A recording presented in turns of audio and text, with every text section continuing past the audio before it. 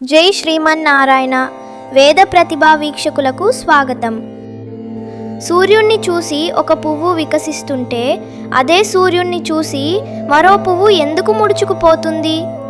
ఈ ప్రకృతి రహస్యానికి మన మెదడులోని ఆలోచనలకి ఉన్న వింతైన సంబంధం ఏమిటి? 14వ పాసురం ఉంగల్ పురైక్కడైలోని ఆ మైండ్ బ్లోయింగ్ వేద మరియు శాస్త్రీయ రహస్యాలను వీడియో చివరలో తెలుసుకుందాం.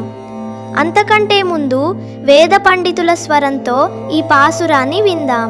உங்கள் புழக்கடை தோட்டத்து வாவியுள் செங்கழு நீர்வாய் நெகிழ்ந்து ஆம்பல் வாய் கூம்பினகான் செங்கல் பொடிக்கூரை வெண்பல் தவத்தவர் தங்கள் திருக்கோயில் சங்கிடுவான் போதந்தார் எங்கள புண்ணமெழுப்புவான் வாய் பேசும் நங்காய் எழுந்திராய் நானாதாய் நாவுடையாய் சங்கொடு சக்கரமேந்தும் தடக்கையன் పంగజక్కం నానె పాడేలోరెంబాబాయ్. ఈ 14వ పాసురం మనందరి డైలీ స్ట్రగుల్ గురించి మాట్లాడుతుందని మీకు తెలుసా? ఇందులో ఆండాల్ తల్లి చెప్పిన పురైక్కడై వావి అంటే మరేదో కాదు, మన లోపల నిరంతరం ఆలోచనలు అలలుగా ఎగసిపడే మన మేధస్సు. సూర్యోదయానికి ఎర్ర కలువలు వికసించటం అనేది కేవలం ప్రకృతి దృశ్యం కాదు, అది మన మెదడులోని సర్కాడియన్ రిథమ్ ఇచ్చే వేకప్ కాల్.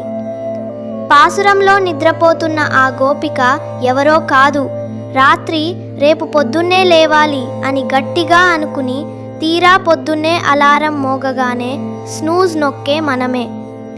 మనం ఒకటి చెప్పి మరొకటి చేసినప్పుడు మన మెదడులో కాగ్నిటివ్ డిసోనెన్స్ అనే సంఘర్షణ మొదలవుతుంది. అందుకే ప్రకృతితో కలిసి మేల్కొనడం అంటే కేవలం నిద్రలేవటం కాదు, మన బాడీని మైండ్ని యూనివర్స్తో సింక్ చేయటం. ఇదే అసలైన సైన్స్, ఇదే అసలైన వేదం. చూశారుగా, మన వేదాల్లోని ప్రతి అక్షరం వెనుక ఒక గొప్ప సైన్స్ ఉంది. మన సనాతన ధర్మంలోని ఇటువంటి నిగూఢ రహస్యాలను ప్రపంచానికి చాటి చెప్పడమే మా వేద ప్రతిభ లక్ష్యం. ఈ వీడియో మీకు నచ్చినట్లయితే లైక్ చేయండి, మీ మిత్రులకు షేర్ చేయండి. మరిన్ని ఆధ్యాత్మిక శాస్త్రీయ విశేషాల కోసం ఇప్పుడే సబ్స్క్రైబ్ చేసుకోండి. రేపటి 15వ పాసురంలో మరో అద్భుతమైన సంవాదాన్ని చూద్దాం. అంతవరకు సెలవు. జై శ్రీమన్నారాయణ.